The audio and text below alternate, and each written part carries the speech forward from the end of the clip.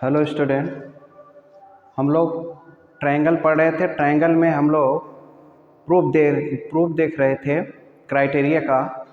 Angle criteria का हम proof देख रहे थे, जिसमें हम आपको फर्स्ट केस बता चुके थे।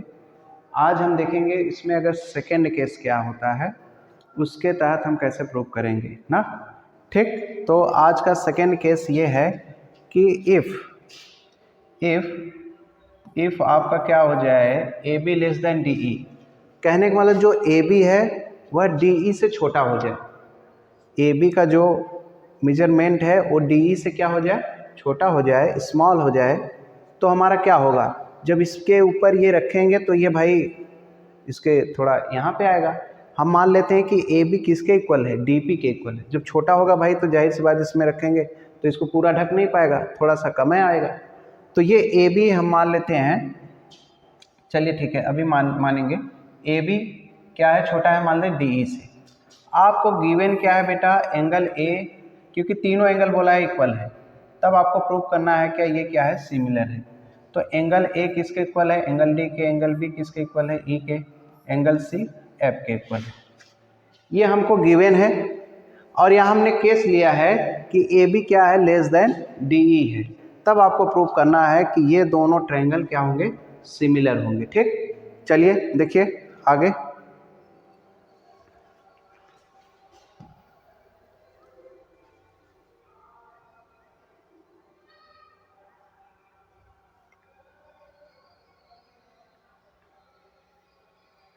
देखिए लेट हम करते हैं, let P and Q are points. मान लेते हैं पी और क्यू कोई पॉइंट्स है। कहाँ पे लाई कर रहा है बेटा, it is lies on D E and D F.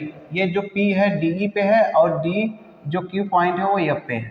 ठीक है, और सच दैट मतलब इस प्रकार है कि ए बी जितना बड़ा है, ए बी जितना लेंथ है उतना लेंथ डी पी का है। मतलब जितना बड़ा ये है, ध्यान सुनेंगे एकदम समझ में आएगा, ये उतना बड़ा ये है। ठीक है ना। तो और क्या है, and A C equal to D Q. जितना बड़ा ए सी है उतना बड़ा क्या है आपका डी क्यू मान लेते हैं। क्यों, क्योंकि हम जब ये काम करेंगे तो ये भाई छोटा होगा इससे ना, क्योंकि हमने लिया है कि ए बी क्या है, डी ई से छोटा है। डी ई से छोटा है कहने वाला इसको इसके ऊपर रखेंगे तो इससे थोड़ा कम ढक पाएगा। ठीक ना। तो ये आपका हो गया। मान लेते हैं यहाँ ढक रहे, यहीं तलक आ रहा है, पी तलक आ रहा है, और ये वाला यहाँ क्यू तलक जा रहा है। ठीक है, ये केस हो गया हमारा। नाउ इन ट्रायंगल अब हम देखते हैं इसको इक्वेशन ए मान लेते हैं। Now in triangle A B C and D P Q, इसमें जाते हैं इन दोनों ट्रायंगल में, तो हमें क्या मिलता है। देखिए A B equal to D P है, A B equal to D P है। क्यों इक्वल है, क्योंकि हमने माना है, ये आपका हम क्या है, एज्यूम किए हैं। क्या किए हैं, एज्यूम किए हैं, मतलब मान लिया है। Angle A equal to angle D है, ये आपका क्या है, गिवन है। ये आपका गिवन है, ये भी क्या है आपका एज्यूम किया गया है, लेट किया गया है। तो यहाँ से हम देख रहे हैं एंगल साइड, एंगल साइड। ठीक ना, साइड, ये आपका क्या हो गया, साइड एंगल साइड। ये आपका प्रूफ हो गया ये दूसरे वाले से। तो साइड एंगल साइड से दो ट्रायंगल क्या होते हैं, कांग्रुएंट होते हैं। और कांग्रुएंट होते बाई सीपीसीटी क्या होता है, जो आपका रिमेनिंग करस्पॉन्डिंग पार्ट होता है वो भी इक्वल होता है। तो ये जो बी होगा ये क्यू के इक्वल हो जाएगा। ठीक ना, ये पी के इक्वल हो जाएगा, डी पी की ना, इसके इक्वल हो जाएगा। जब इसके इक्वल हो जाएगा तो पहले से दे रखा है कि बी इक्वल टू क्या है, ई है। बी इक्वल टू क्या है, ई है।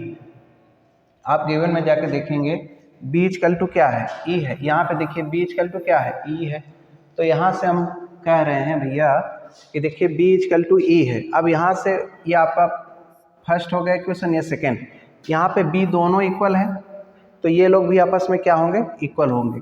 तो ये आप लोग का इक्वल। अब देखिए ई को हम ये भी नाम बोल सकते हैं, ई को चाहे डायरेक्ट ई बोल दीजिए, चाहे डी ई एफ बोल दीजिए। तो हमने डी एफ पूरा अच्छे से नाम क्या होगा, डी ई एफ होगा। ठीक है, तो कहने का मतलब है एंगल बी किसके इक्वल हो जाएगा, डी ई एफ के। ये जो एंगल होगा ये ई के इक्वल हो जाएगा। ठीक है ना, ये इक्वल हो गया। अब देखिए फ्रॉम 1 एंड 2, यहाँ से देखिए क्या होता है, ये आपका है, चाहे यहाँ पे b जो है e के इक्वल है और यही आपका b किसके इक्वल है, p के इक्वल है। तो कहने का मतलब ये है कि जो डी पी क्यू है वो किसके इक्वल हो जाएगा, डी ई एफ के इक्वल हो जाएगा। ठीक ना, एक बार फिर सुन लिए, यही बी पी के इक्वल है, यही बी ई के इक्वल है, तो आपका क्या होगा कि ये दोनों के इक्वल है तो ये लोग भी आपस में क्या होंगे, इक्वल होंगे। तो वही कंडीशन लिखा गया है कि जो डी पी क्यू इक्वल है वो क्या है, हमारा इक्वल है। ये वाला इक्वल हो गया।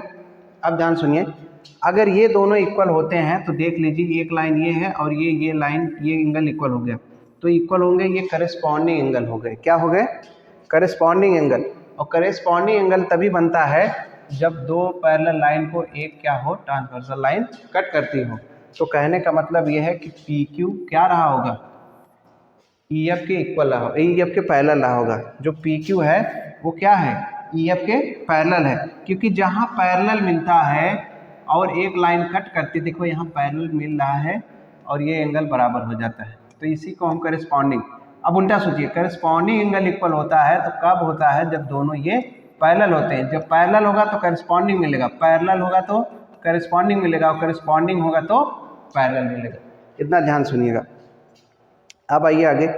जब देखिए ये आपका हो गया, पैरेलल हो गया, तो आप याद करिए, जब पैरेलल हो गया तो आप याद करिए ये कोई ट्रायंगल है और इस वाले ट्रायंगल में ये लाइन पैरेलल हो गया, तो हम थेल्स कन्वर्स थ्योरम या थेल्स थ्योरम लगा सकते हैं कि पैरेलल होता है तो रेशियो में होगा। तो ये वाला ट्रायंगल एक हो गया छोटा वाला और एक बड़ा वाला। इसमें ध्यान दीजिए, डी पी अपान क्या हो जाएगा, D E, D P upon D E, और डी क्यू बराबर डी एफ अपान ये हो गया। But D P equal to हमने क्या माना है, ए बी, ठीक है। और बेटा डी क्यू हमने क्या माना है, ए सी, तो यहाँ पे हो जाएगा आपका ए बी अपान डी ई और ए C upon D F. Similarly ऐसे हम प्रूव कर सकते हैं कि जब हम यहाँ आप ले लेंगे, मान लीजिए कि इस साइड के पैरेलल ले लेंगे, तब ये हमें कंडीशन मिल जाएगा, ठीक है ना। तो A B upon D E, B C upon E F, B C upon E F, ठीक ना। तो कहने का मतलब है, जब जैसे ये भी इसके यहाँ लिए हैं तो यही चीज़ हम यहाँ भी ले सकते हैं ना, ऐसे ले सकते हैं। जब ऐसे लेंगे तो ये आपका जो है ये सेम रेशियो जैसे यहाँ दिखाया है वैसे यहाँ दिखाने लगेगा, ठीक। तो वही बात यहाँ पे। तो similarly A B upon D, A C upon D F, ऐसे हमारा क्या होगा, तीनों ये आपका जो साइड क्या हो जाएगा, प्रोपोर्शनल हो जाएगा, तीनों साइड प्रोपोर्शनल हो जाएगा। तो तीनों साइड प्रोपोर्शनल हो गया तो अब आगे देखिए, आगे की कहानी, तीनों साइड क्या हो गया, प्रोपोर्शनल हो गया। अब ध्यान सुनिए, आपको पहले दे रखा है कि तीनों एंगल इक्वल है। अब हमने बाय प्रूफ से ये प्रूफ किया कि तीनों साइड का जो रेशियो है सेम है। तो अब बताइए भैया ये कब होगा, जब हमारे पास दो कंडीशन मिल जाते हैं, करस्पॉन्डिंग एंगल इक्वल हो और करस्पॉन्डिंग साइड सेम प्रोपोर्शनल में हो।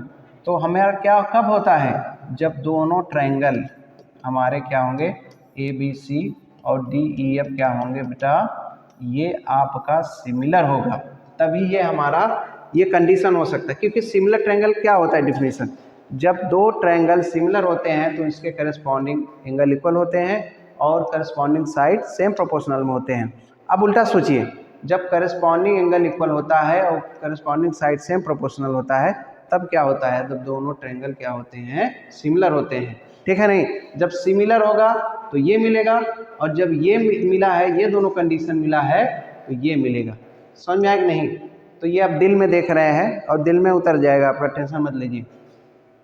जब करस्पॉन्डिंग और साइड ये दोनों कंडीशन मिलता है तो सिमिलर होता है, जब सिमिलर होता है तो ये होता है। तो आई होप इसको आपको जहाँ समझ में नहीं आ रहा है, थोड़ा सा पीछे बार बार थोड़ा सा सुनेंगे, दिमाग में डालेंगे, समझेंगे ध्यान से, अवश्य समझ में आएगा। बहुत बड़ा टफ नहीं है या बहुत ज़्यादा टफ नहीं है, इसलिए आप इसे ध्यान सुनेंगे। कल के आप भी टीचर होंगे तो आपसे कोई बच्चा पूछ लेगा तो आपको बताने में आसानी रहेगी, ठीक है। आई होप आप लोग एंजॉय किए होंगे। अगर आपको अच्छा लग रहा है तो लाइक कमेंट और शेयर करते रहिए। धन्यवाद।